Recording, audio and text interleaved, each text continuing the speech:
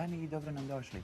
Danas smo se odlučili posvetiti gotovo u cijelosti obrazovanju odraslih. Zato je naš dragi gost, gospodin Mario Vučić, pomoćnik ravnatelja za razvoj obrazovanja odraslih, Agencije za strukovno obrazovanje i obrazovanje odraslih. To mi treba malo šalabahtera s obzirom na dužinu naslova, ali kad to čovjek onako skrati, kako vi to uobičajeno zovete, onda je to ASO. ASO, tako je. Dobar vam dan, dobro nam došli. Dobar dan vama i svim gledateljima i gledateljicama. Usred smo 9. po redu tjedna cjeloživotnog učenja, je li tako? Tako je i ovo što ste spomenuli, ako je već tako dug naziv, to znači da vjerojatno puno radimo ili trebamo puno raditi. I radite. I trebate, ali i radite. I zaista pohvaljujem vas javno, zapravo cijelu agenciju, na vašem neizmjernom trudu koji daje i rezultate. Berete i plodove nekakve. Zapravo svi zajedno beremo plodove. Bolje rečeno, svi zajedno beremo plodove. Naime, evo ga, 9. već po redu tjedan cjeloživotnog učenja. Ove godine od 28. rujna do 4. listopada se održava niz aktivnosti, što je najvažnije u svim dijelovima Republike Hrvatske. Da ne bi bilo da smo centralizirani, evo. Tako je i ove godine smo imali zapravo svečano otvorenje, drugi put van Zagreba, nakon prošle godine i Vukovara, ove godine smo krenuli iz Rijeke i nadamo se da nastavljamo zapravo sa tom lijepom praksom i pristupom da svaki građanin, bez obzira gdje živi, u kojem dijelu Lijepe naše, da dobije informacije o važnosti i zapravo onim vrijednostima koje u sebe nose učenje i obrazovanje. To je osnovna vaša strategija, osnovni cilj i motiv, zapravo zato i postojite. Kako biste bili pri ruci svima onima koji žele učiti i znati više. Tako je, zapravo sa više razine i sa onih koji moramo poticati, razvijati, unapređivati i ono što je najvažnije da smo na korist zapravo onom krajnjem korisniku. Bez obzira, iako agencija nije provoditelj programa, zapravo rekli ste mi skrbimo, dakle ovaj dio obrazovanja odraslih za više od 560 ustanova za obrazovanje odraslih, odobravamo programe, razvijamo, podižemo kvalitetu, ali ono što je najvažnije zapravo krajnji korisnik mora osjetiti sve te elemente i sve ono što mi radimo kroz svoj svakodnevni rad. I zato se vi potrudite da dospijete do svakog kutka Lijepe naše domovine, da zapravo svi građani u Hrvatskoj imaju jednaku šansu naučiti, odnosno doći do informacije. A dalje je ipak na njima. Dalje je ipak na njima. Evo, to ste lijepo primijetili da ipak svi mi zajedno, dakle, koji se brinemo o javnom interesu, bez obzira da li su to udruge, mediji, mi koji smo javne institucije na bilo kojoj razini, lokalnoj, regionalnoj ili nacionalnoj, ipak svaki građanin bi trebao biti svjestan da i oni moraju dati ono dodatno zapravo sebe, motivirati se, a upravo kroz ovu kampanju mi pokušavamo primjerima prikazati da se obrazovanjem i učenjem može postići puno.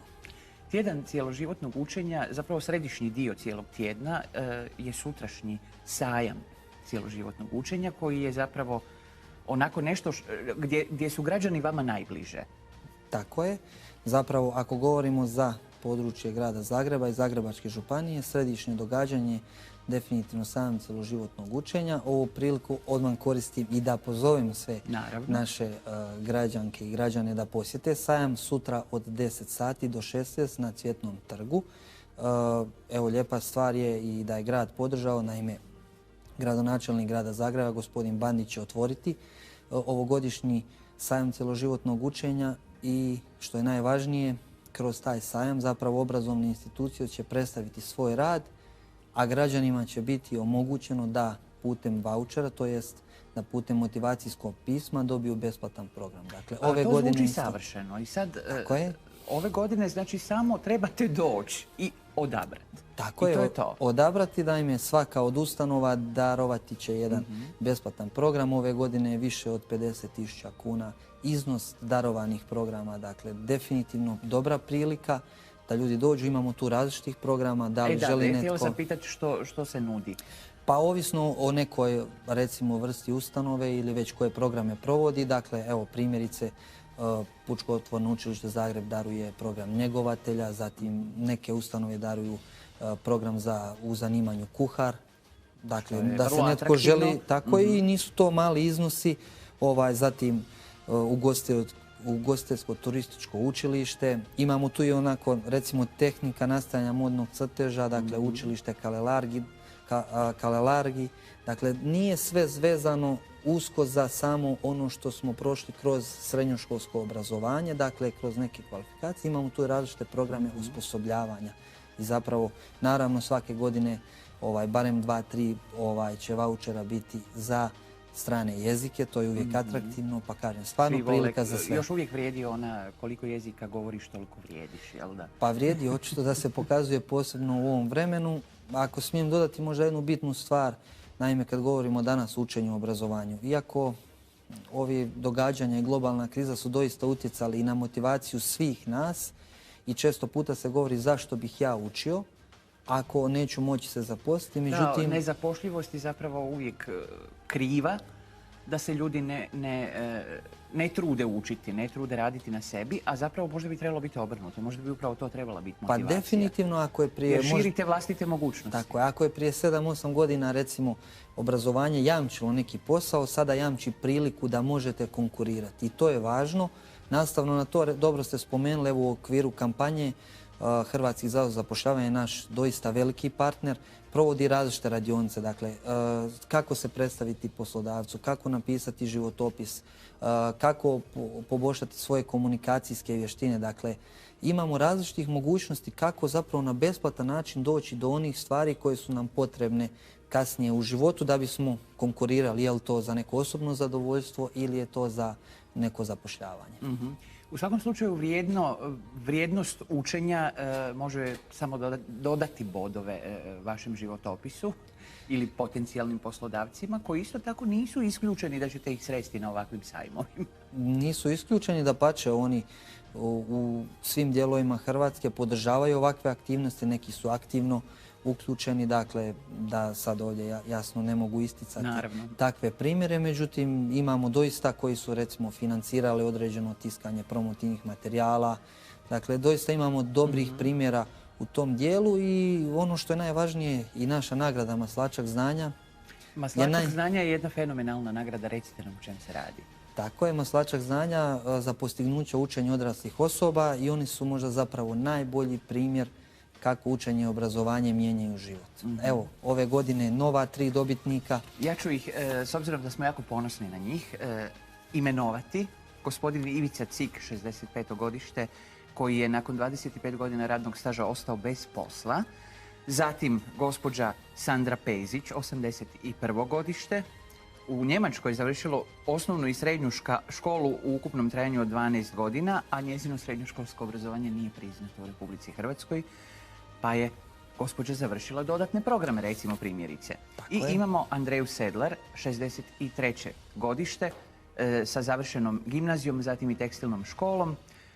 Radila je puno, ali eto, majčinstvo zapravo presudilo na neki način njezinom radnom stažu, pa se pobrinula gospođa da i to riješi i preduhitri sve moguće kasnije probleme koji bi se mogli dogoditi. Upisala je studij, ajmo reći, u zrelim godinama i pokazao se kao jedan odličan pogodak za nju. Ono što je najvažnije, recimo u primjerima tih osoba, evo konkretno gospođe, nije samo to što je uspjela dobiti zaposlenje, nego uopće to zadovoljstvo da uči, ta energija, koliko je to... Volja, to je zaista volja. I koliko je to utjecalo na njenu unutarnju stabilnost i sigurnost. Dakle, nije učenje uvijek nužno za zapošljavanje. Dakle, ono vas nekad može ojačati, a da vi i niste svjesni u kojoj mjeri. Pa da onda birate posao koji želite raditi, zato što ste iznutra snažni. Upravo tako. Da, može se dogoditi. Da, imamo i ovaj primjer gospodina Cika, dakle, kao što je vidljivo iz njegove priče. Naime, gospodin nakon 25 godina, ako se ne varam, ostao bez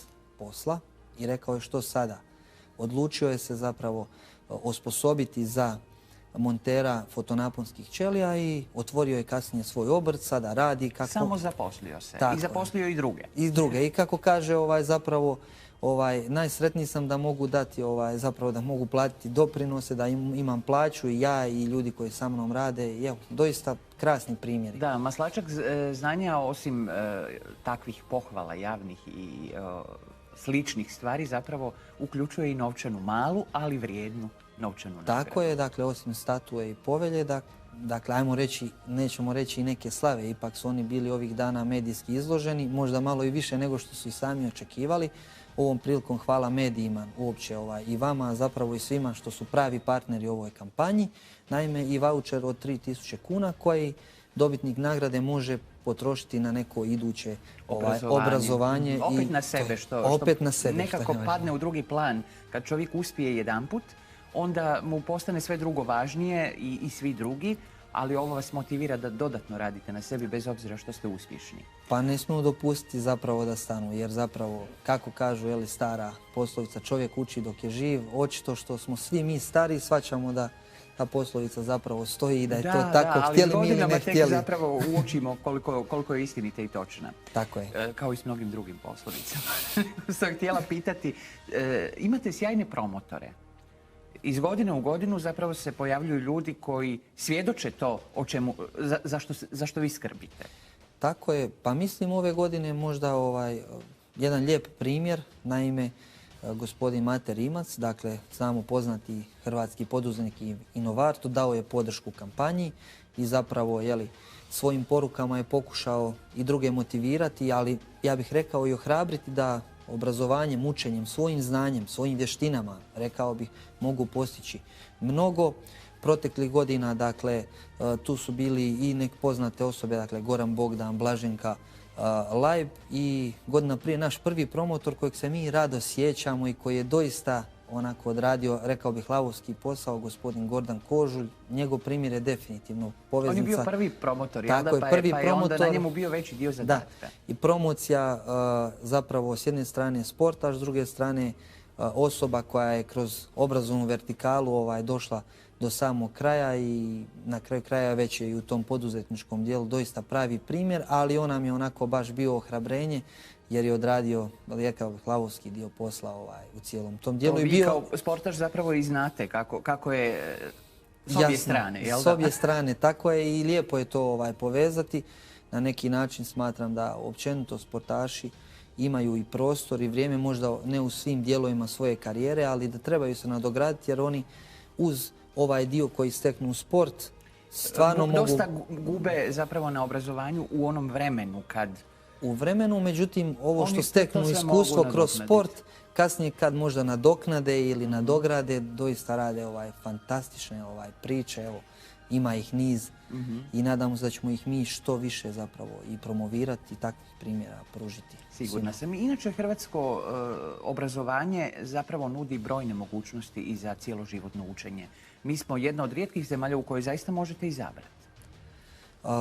Tako je. Naime, možda svijest još uvijek niska. Treba reći da ipak smo na začelju. Još uvijek, naime, Po korištenju toga. Ja govorim o ponudi. Dakle, u ponudi imamo zaista birati, imamo silne mogućnosti, ali ljudi još uvijek malo zaziru.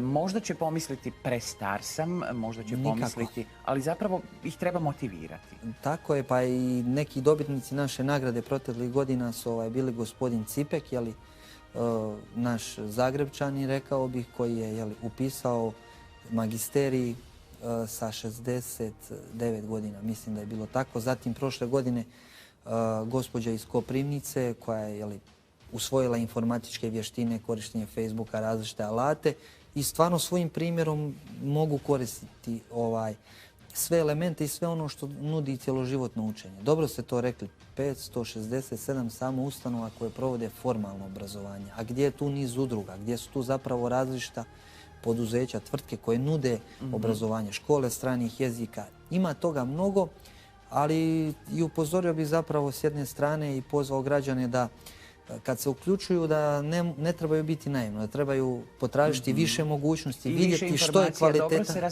Tako je, da li su to neki forumi različiti, da li je to agencija koja je uvijek na raspolaganju za sve takve stvari. Dakle, nije važno samo uključiti se, nego je važno dobiti kvalitetu. Znači, uvijek mogu nazvati agenciju za strukovno obrazovanje i obrazovanje odraslih da bi provjerili nekakvu svoju ideju o obrazovanju. Ono što je možda sad jako radimo u poveznici sa njima i što je doista dobra prilika, to je CISOK, dakle Centri za razvoj karijera koje vodi Hrvatski zavod za zapošljavanje.